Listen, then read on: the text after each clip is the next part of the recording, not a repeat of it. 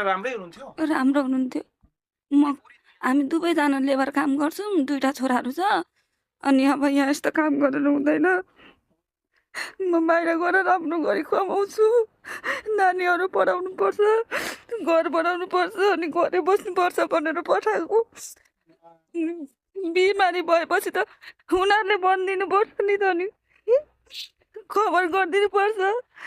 तपाईँको श्रीमान त नि अब काम गर्नु सक्ने लाइफ भेटियो। बच्चाहरू सानो छ। तपाईँको श्रीमान उहाँ नै हो।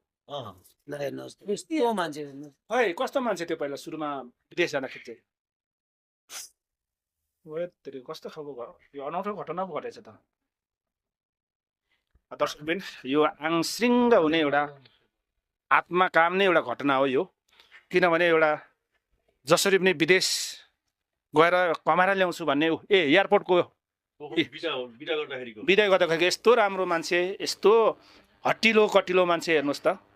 एउटा कमाउनु गएको एउटा छोरा है, बच्चाहरूलाई एकदम मसिनो बच्चाहरूलाई पढाउने खुवाउने भने गएको उनीहरू ज्यामी काम घरमा गर्नुहुन्छ भने त्यस्तो मान्छे 81 दुबईको फ्लाइटमा दिल्लीमा झरेको कुरा खबर सुनिसकेपछि एउटा इन्डियाको भ्लगरले चाहिँ उहाँहरूले यहाँ नेपाल पठाएको खबर छ। 4 महिनापछि भेटिएको हो उहाँ, र उहाँ भेटिँदाखेरि उहाँको सास मात्रै भेटियो, ताकि तपाईँ शरीर उहाँको छैन, यस्तो सिन्का छ।